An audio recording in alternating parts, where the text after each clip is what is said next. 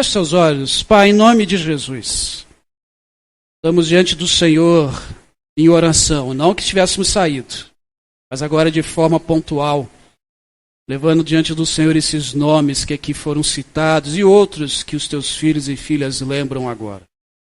Que o Senhor os abençoe. Que o Senhor venha, ó Deus, com a resposta, com a cura, com o cumprimento daquela necessidade que foi colocada aqui, pois nós cremos que Tu és um Deus que pode tudo. Não há nada, ó Deus, que é impedimento para o Senhor.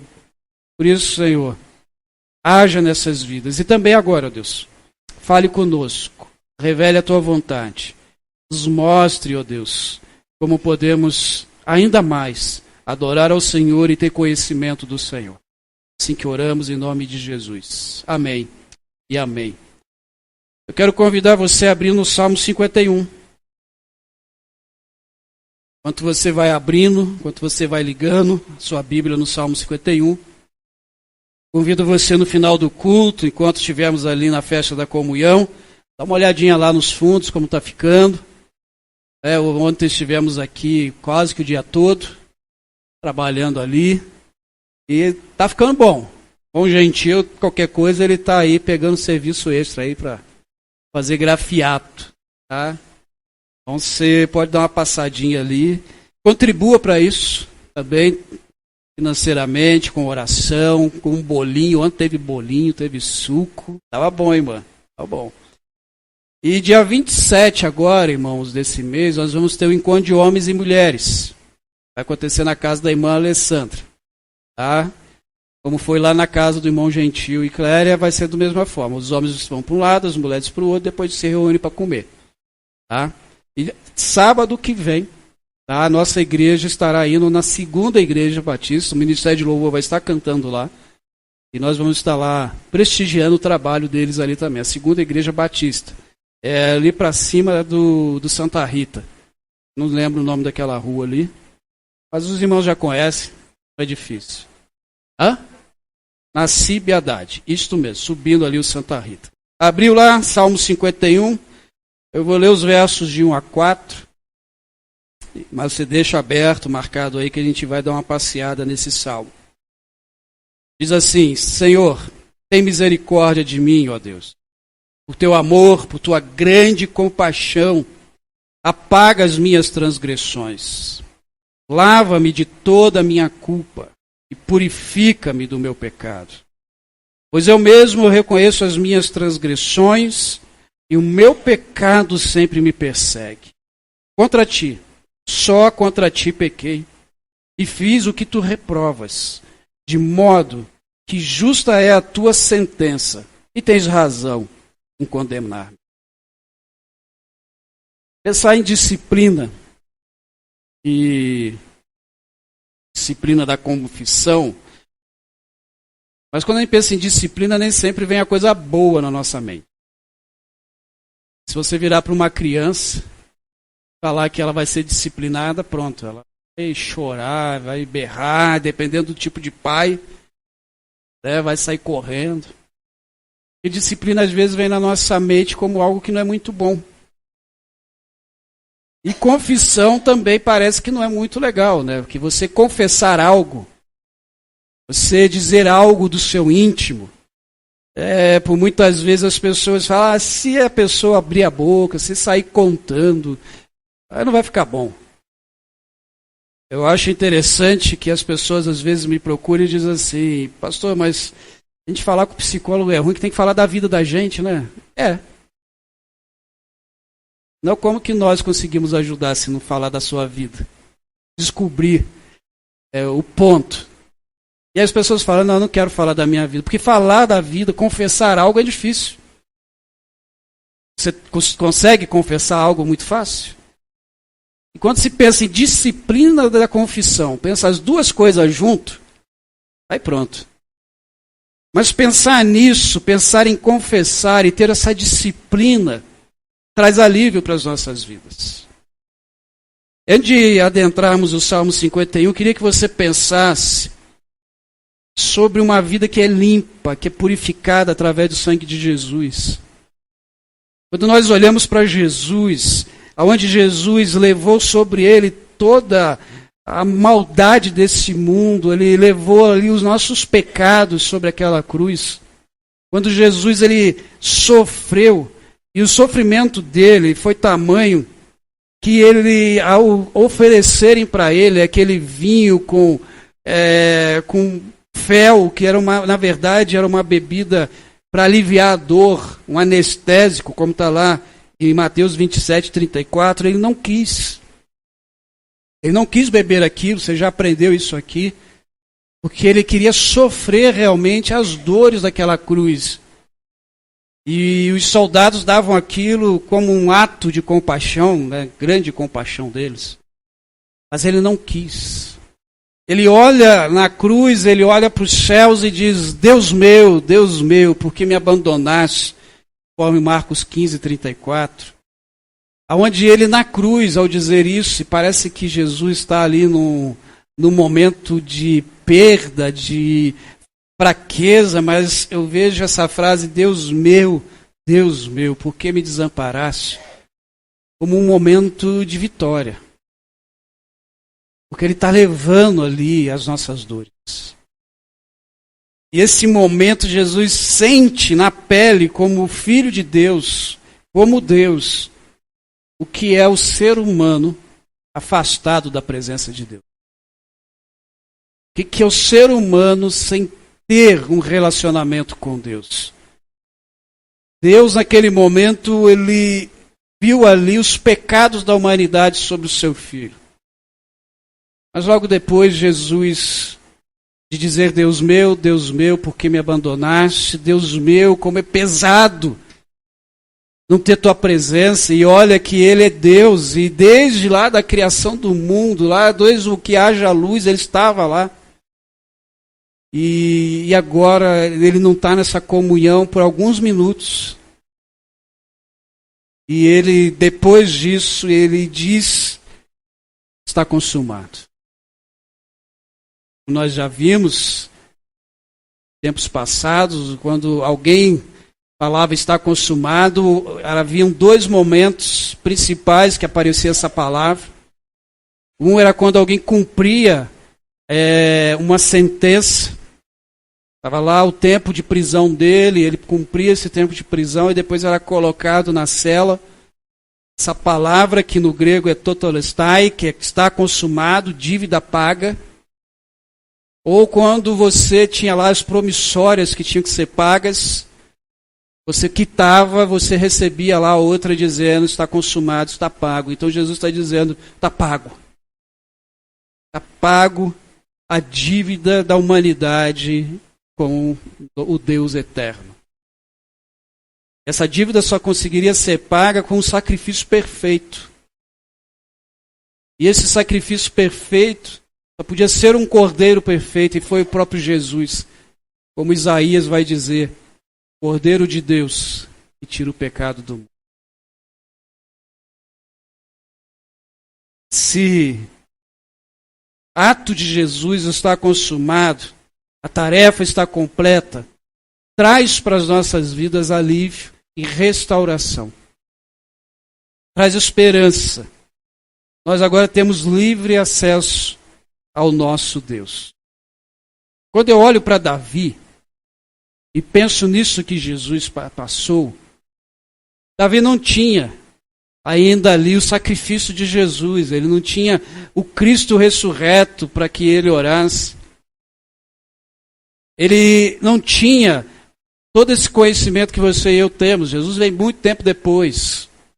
Mas ele já começou a vivenciar isso. O que é o perdão de Deus sobre a vida dele. Ele confiava nesse Deus.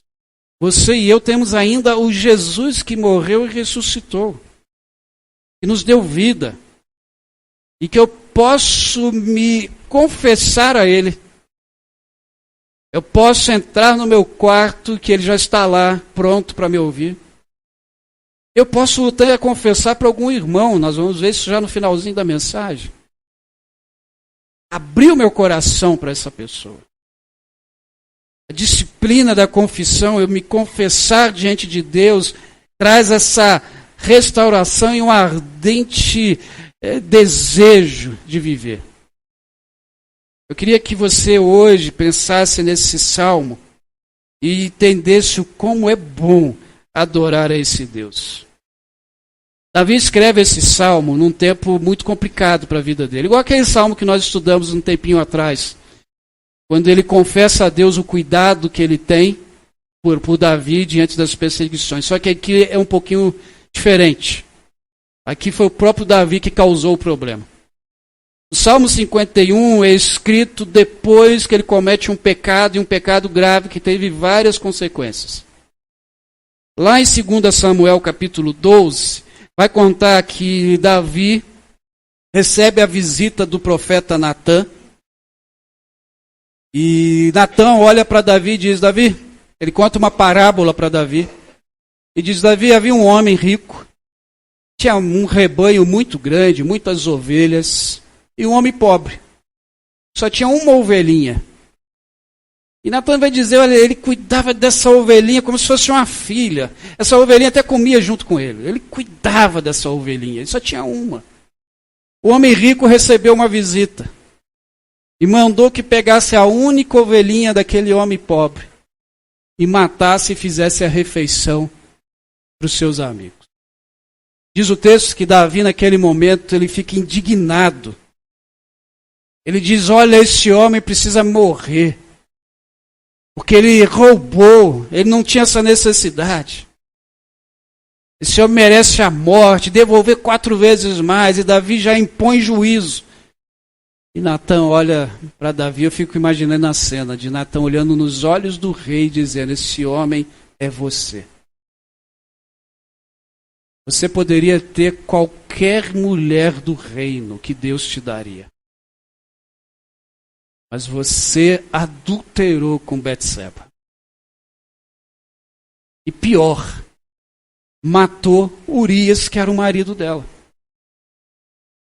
Porque Urias, ele era um grande guerreiro de Davi.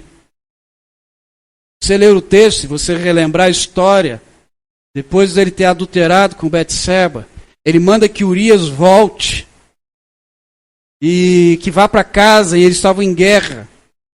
E a ideia de Davi era que Urias fosse para casa, tivesse relações com a sua esposa, que caso ela engravidasse, ninguém ia desconfiar. Só que Urias era muito fiel a Davi. E ele ficou na porta de casa, ele não entrou, ele dormiu ali. Ele dizia, eu não vou me dar o luxo de ter um prazer enquanto os meus companheiros morrem em guerra. E Davi estava tão cego pelo pecado, e 2 Samuel capítulo 11, verso 14 e 15, diz que de manhã, Davi enviou uma carta a Joabe por meio de Urias, e nela escreveu, ponha Urias na linha de frente, e deixe onde o combate estiver mais violento, para que seja ferido e morra. De tão cego que Davi estava, tamanha maldade que tomou o coração dele. Depois ele sente o gosto amargo desse pecado. Porque o pecado dele respingou em várias pessoas. 2 Samuel 12, 13, ele diz, pequei contra o Senhor, depois que ele tem a sua atenção chamada por Natã. O seu pecado respingou no seu lar, na sua consciência, respingou nos seus oficiais. Ele perdeu um grande oficial que era Urias. O filho que Betseba estava esperando morreu. E aí ele se arrepende e escreve o Salmo 51. Alguns dizem que Davi, quando escrevia esse salmo, molhava o travesseiro com as suas lágrimas. Tamanho arrependimento que ele estava. E essa restauração, irmãos, começa sempre quando nós reconhecemos o nosso erro. Quando nós reconhecemos o que fizemos. O verso 1 e 3 que lemos diz, tenha misericórdia de mim, ó Deus. Por teu amor, por tua grande compaixão.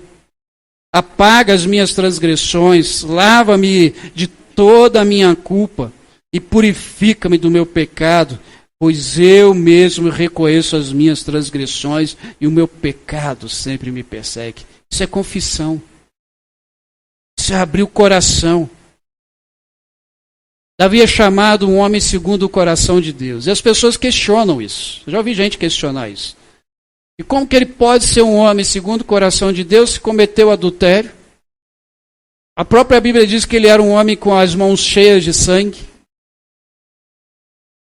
Mas ele é um homem segundo o coração de Deus, porque ele tinha algo chamado coração quebrantado.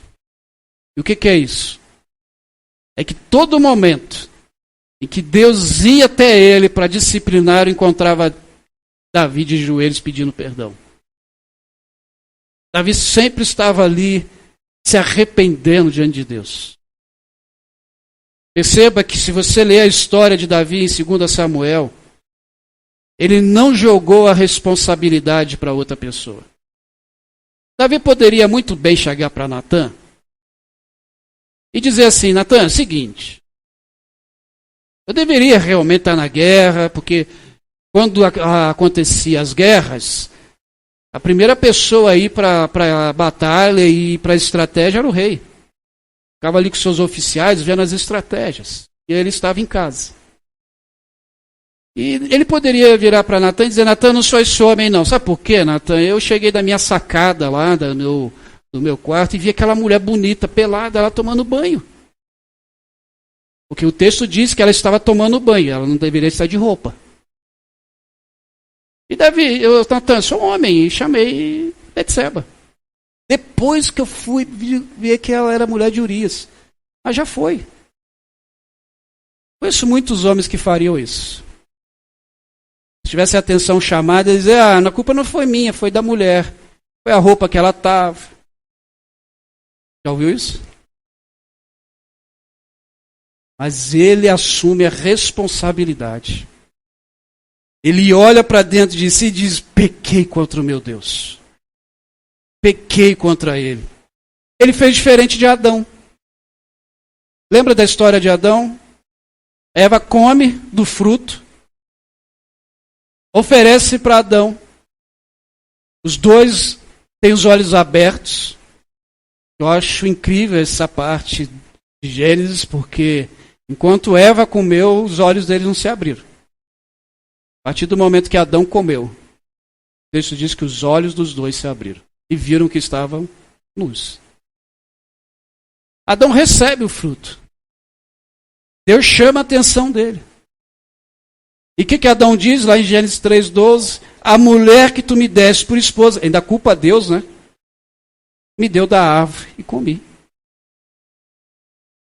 Deus, a culpa é do Senhor, porque o Senhor me deu a mulher, e a mulher pegou do fruto e me deu. E aí pergunto, será que ele não estava à vontade de comer esse fruto? Não questiona? Eva, onde você pegou isso aí? Daquela árvore que Deus falou que não era para comer. Mas a serpente disse que não tem problema. O que Adão deveria ter feito? Não, Eva, a gente não pode comer disso aí.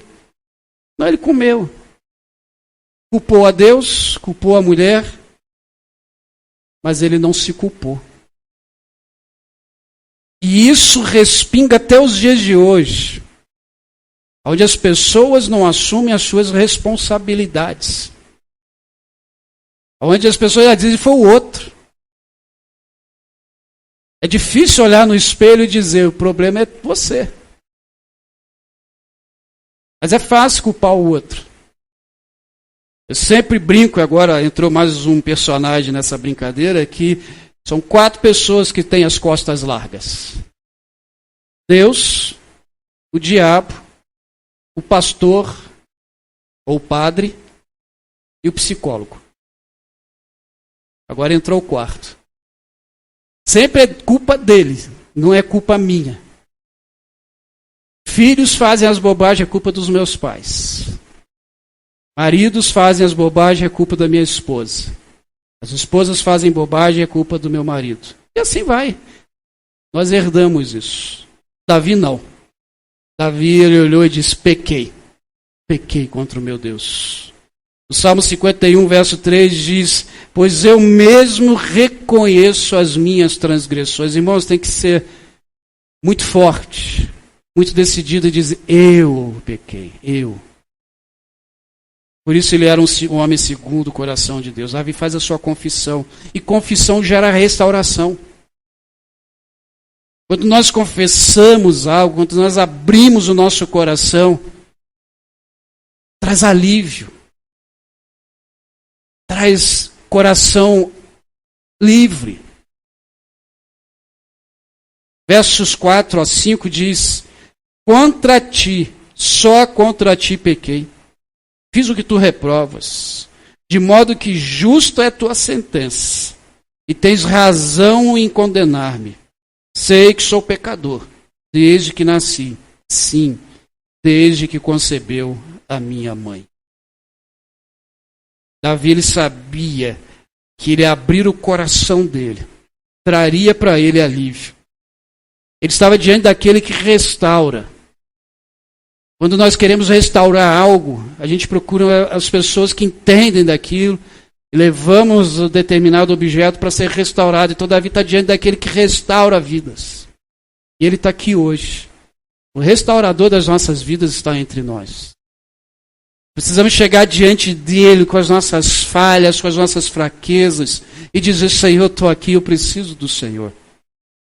Realmente confessar, porque nós precisamos assumir as nossas responsabilidades pessoais, os nossos pecados, os nossos erros, e não responsabilizar o outro. Olhar aquilo que para Deus é odioso e pedir perdão para Ele, para que as nossas vidas sejam vidas santas, separadas e cada vez mais amadas por Ele. 1 Pedro, verso 15 e 16 diz: assim como é santo aquele que os chamou, sejam santos vocês também em tudo que fizerem, pois está escrito: sejam santos porque eu sou santo. Irmãos, nossa maior procura tem que ser por santidade. Pastor, mas é difícil a gente ser santo. Sim, porque a gente tem uma natureza que luta, que briga. Mas quando Pedro diz que nós podemos ser santos como é santo aquele que nos chamou, cada vez mais eu vou procurando tirar da minha vida aquilo que me atrapalha. Aquilo que desagrada. A gente não faz isso no casamento, quem é casado? Ou pelo menos deveria. Aquilo que desagrada o outro, a gente não vou fazer mais. Eu vou procurar melhorar. Pelo menos deveria. A gente vai mudando e sendo moldado. E a gente é mudado e moldado pelo nosso Deus. Em 2 Samuel, capítulo 12, 7 a 9. Então Natã disse: você é esse homem. Assim diz o Senhor, o Deus de Israel: eu te ungi rei, livrei das mãos de Saul, dele casa, mulheres do Senhor, dele nação de Israel e Judá. E se tudo isso não fosse suficiente, eu lhe teria dado mais ainda, porque você desprezou a palavra do Senhor, fazendo o que ele reprova. Matou Urias, o Hitita, com espada dos amonitas e ficou com a mulher dele. Davi, você podia ter tudo. E aí Davi, ao se arrepender, nos ensina que só é restaurado aquele que crê que pode ser restaurado pelo Senhor. Ele vai dizer no verso 7, purifica-me com hisopo e ficarei limpo. Lava-me e ficarei mais alvo que a neve. O hisopo era usado muitas vezes para limpar as feridas. Não sei se ainda se usa no hospital, antigamente usava sabão de coco. Hoje não usa mais, né, irmã? Isso é coisa lá da época do Paulo. A gente limpava lá com aquele que ardia a alma, né? O metiolate. Você é da época do metiolate, irmão? Confessa a tua idade. O hisopo era mais ou menos para isso, para limpar feridas, para tirar ali as bactérias. Ele está dizendo: Senhor, eu estou machucado. A minha alma está ferida. Eu preciso que o Senhor me limpe. Eu estou imundo diante do Senhor, então me lava. Para que eu fique alvo, fique branco, fique limpo. Porque eu estou em pecado, Senhor. Somente o Senhor, Ele cria nisso. Somente quando a gente chega diante de Deus com o coração quebrado, sem ser orgulhoso, é que a gente consegue ter a vida transformada.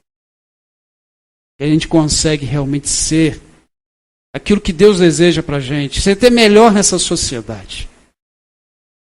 Quando a gente consegue ser humilde e entender que nós não somos tudo isso.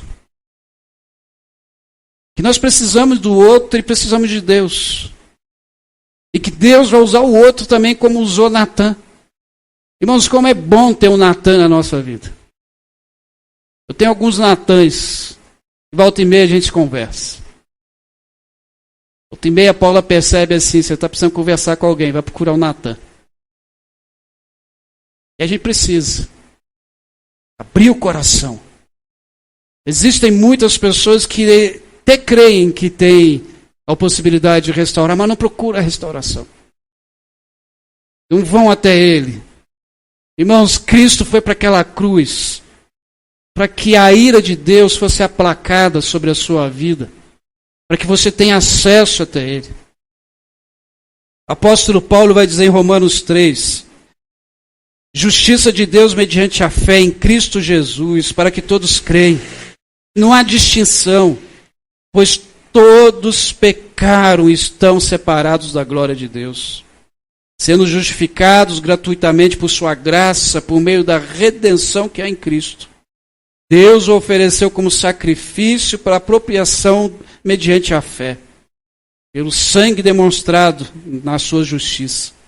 Em sua tolerância, havia deixado impunes os pecados anteriores cometidos, mas no presente, demonstrou a sua justiça a fim de ser justo e justificador daquele que tem fé em Jesus. Ou seja, o apóstolo Paulo está dizendo, olha, não tem desculpa, todos nós pecamos. Diante de Deus, todos nós cometemos o pecado da rebelião e precisamos do sangue de Jesus. Aquele que é restaurado, aquele que está com o coração quebrantado, quebrado, está danificado, pode chegar diante de Deus, que vai ser restaurado. O Salmo 51, 17 diz que os sacrifícios que agradam a Deus são um espírito quebrantado, um coração quebrantado e contrito. Isso Deus não irá desprezar. O que é um espírito quebrantado? O que é um coração quebrantado? É alguém que se reconhece. Se reconhecer é um dos significados de humildade. Entender quem você é. Entender que você tem necessidades. É chegar até as pessoas e dizer, olha, ore por mim. É chegar diante de Deus e dizer, Senhor, não dá. Sozinho eu não vou. Eu preciso ser restaurado. É como mais ou menos a historinha de um homem que tinha um quadro que já tinha muitos anos. E ele queria restaurar aquele quadro. E aí indicaram para ele um restaurador muito bom. E quando ele leva o quadro, ele olha e pensou que era já uma pessoa de idade, mas ele tinha em torno de uns 35 anos. Aí deixou o quadro lá. Passou-se o tempo, o prazo que aquele restaurador falou, ele levou o quadro. O homem começou a olhar aquele quadro, manuseá-lo e dizer, nossa, ele está como se tivesse sido pintado hoje. Como que você conseguiu? Está perfeito a restauração. E aquele rapaz, aquele jovem olhou para o homem e disse assim, eu vi esse quadro ser pintado, quem pintou foi meu pai. Queridos, a gente pode ir até Jesus e ser restaurado, porque foi o Pai que fez você, que te criou, então Ele sabe. Ele sabe das tuas necessidades. Ele sabe daquilo que você precisa nesse momento, porque Ele é o autor da nossa vida. Ele que colocou a mão, naqueles momentos mais angustiantes, que às vezes você não ouve a voz de ninguém, nem de Deus, fala assim, cadê Deus nesse momento? Mas Ele está ali. Já disse isso para os irmãos, aqueles 8 dias no CTI, eu não ouvi a voz de Deus, não ouvi. E olha que eu chamava, hein? Mas eu tinha uma paz, porque eu entendia que Ele não precisa ficar falando comigo, que eu sei que Ele está ali. Tanto que eu ouvi um enfermeiro dizendo assim, que os irmãos sabem que eu fiquei amarrado, né? Ele me desamarrou e a outra ficou apavorada. Ela usou um termo lá que as enfermeiras usam para quando alguém fica amarrado. Como é que é, minha irmã? Contido. Falou, ele é um paciente contido, ele tem que ficar ali. Ele falou, rapaz, olha a paz desse moço. Ele está consciente. Eu doido para dizer para ele, obrigado. Só fiz assim, né? Porque estava com um tubo. A gente, quando tem a certeza que o autor da vida está do nosso lado, seja o que a gente estiver passando, a gente tem paz. Esse é o sentido do shalom, da paz de Deus. A paz de Deus sobre as nossas vidas não é a ausência das dificuldades, das lutas ou sem problemas. É entender que diante de tudo isso Ele está conosco. Ele vai junto. Ele está junto. Um colega pastor e também psicólogo foi me visitar, ele leu um salmo que eu tenho que mandar uma mensagem para ele para lembrar, que depois de lá não lembro de muita coisa. Mas o salmo dizia assim, que mesmo no meu leito de dor o Senhor afofa a minha cama. E aquilo me trazia tranquilidade, porque pensa numa cama desconfortável. Mas Deus estava ali afofando a cama. Davi entendia muito bem isso. Davi entendia que se Deus fez o mundo do nada, como diz Gênesis 1, poderia muito bem restaurar a vida dele, restaurar a alegria dele. Porque tem um espírito quebrantado, é aquele coração aberto, disposto e humilde diante do Senhor, e Deus ouve isso. Coração arrependido, que sabe que errou e que vai receber as misericórdias de Deus sobre a vida dele. E ele diz, Deus não vai desprezar uma pessoa assim. Porque andar com Deus é muito bom e Deus coloca pessoas para abençoar a sua vida. No caso de Davi, colocou Natã. E Tiago, capítulo 5, 16, diz, confessai vossos pecados uns aos outros e orai uns pelos outros para serdes curados. A súplica de um justo é muito eficaz. Confissão aqui de pecados, que Tiago vai dizer, não é para salvação, mas é para alívio de coração. Quando você confessa, alguém ora por você, te cobra, não no sentido de cobrar apontando o dedo, mas cobra no sentido de que, irmão, vamos lá, você ainda está com esse problema, vamos junto, vou te ajudar. Bota a mão aqui, vamos junto, vamos dar os braços. Nossa grande dificuldade é que muitas vezes a gente não confessa, a gente não abre o coração.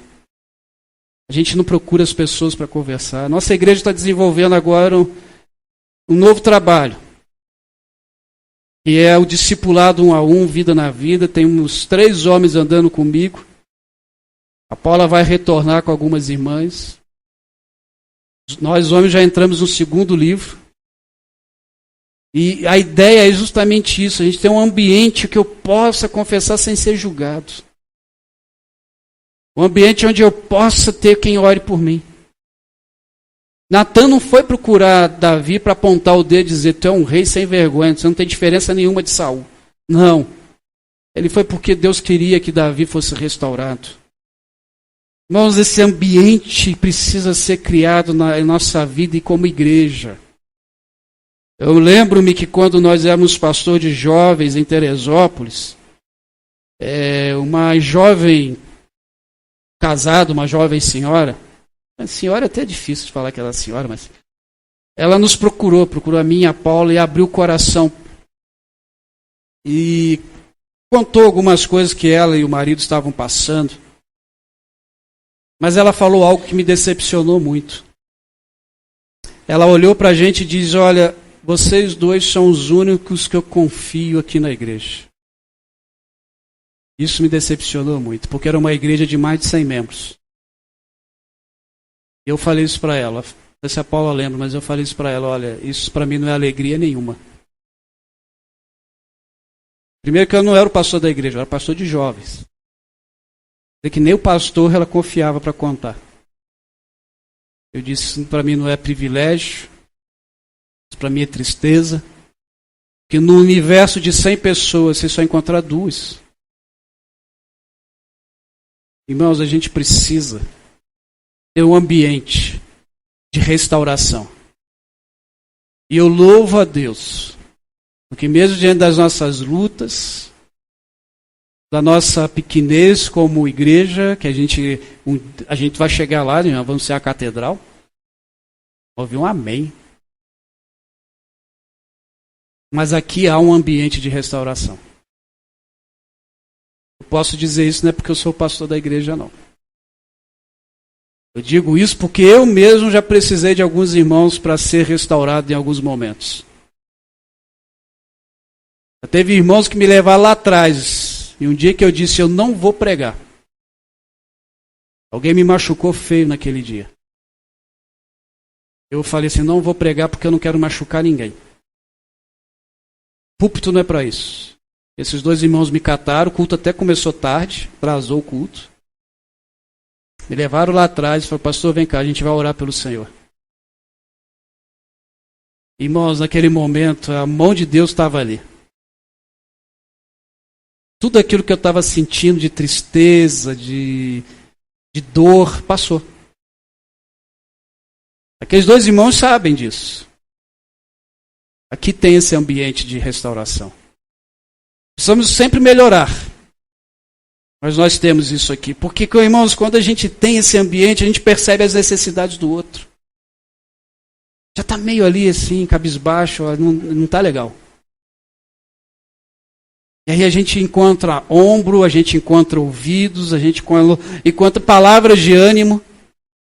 E não precisa ser só do pastor, todos nós, todos vocês têm condições para isso. Não tem é um ambiente onde não se olha com críticas,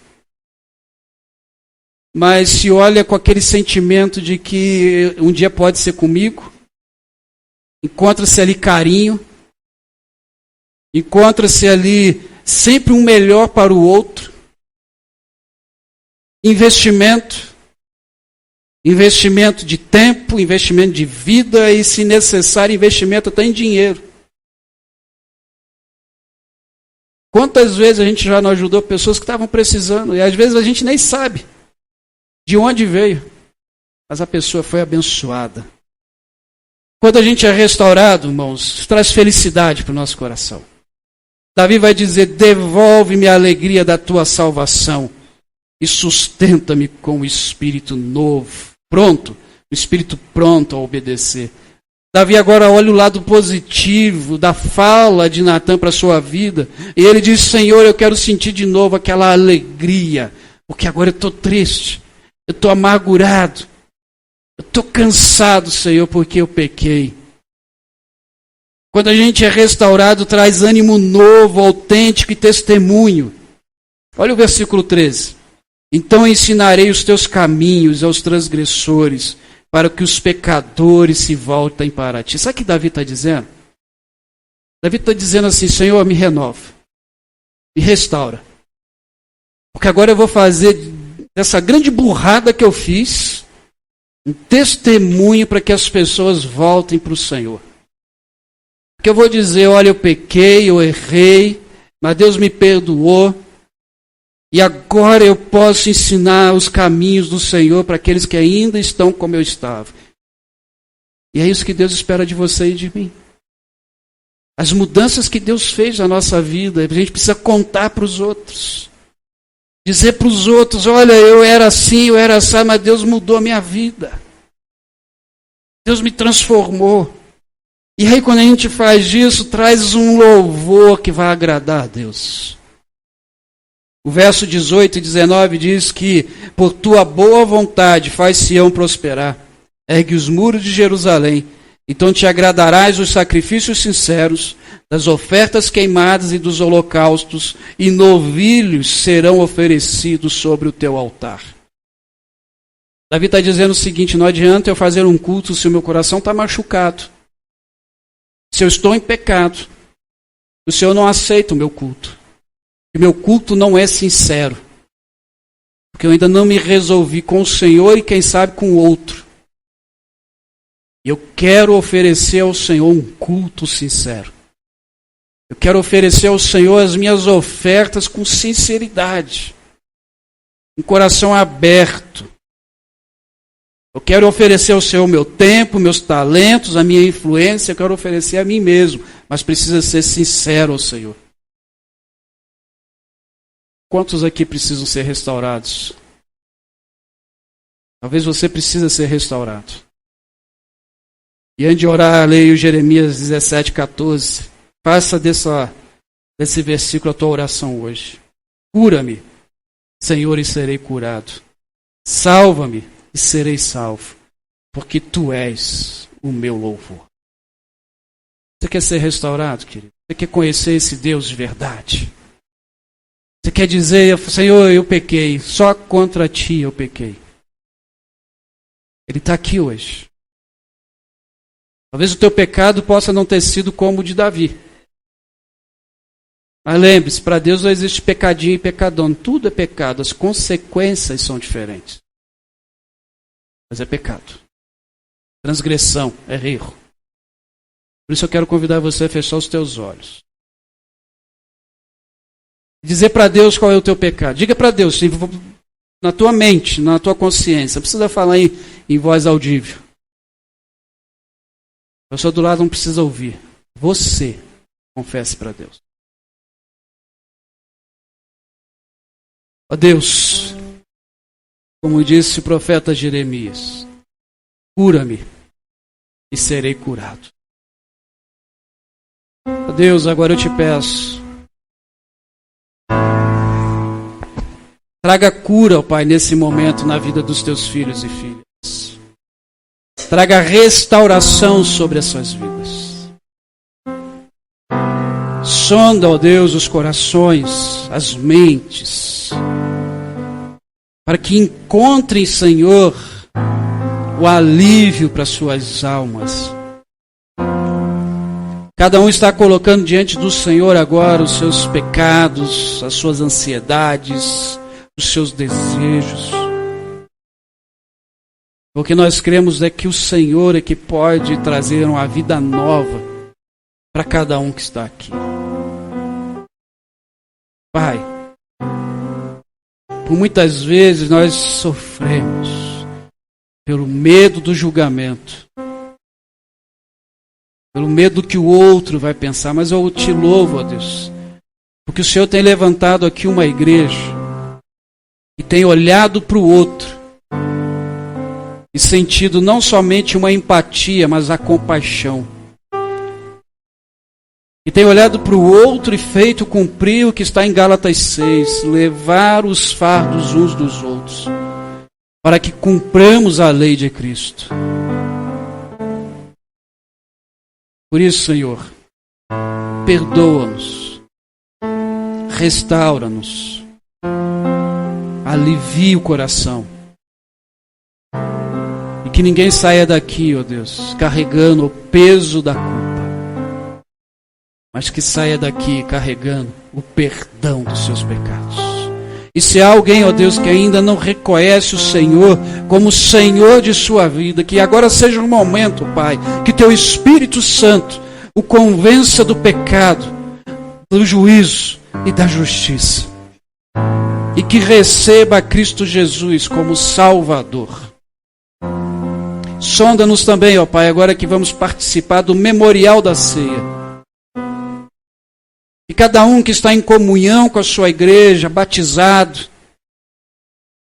possa, ó Deus, não ser impedido por nada em tomar a ceia. Pois, Senhor, não serás irmãs que irão distribuir, que dirá você pode ou não. Mas, Senhor, confessando agora os seus pecados, recebendo do Senhor o perdão, estejam prontos a participar do memorial. É assim que oro, Senhor, em nome de Jesus. Amém e amém.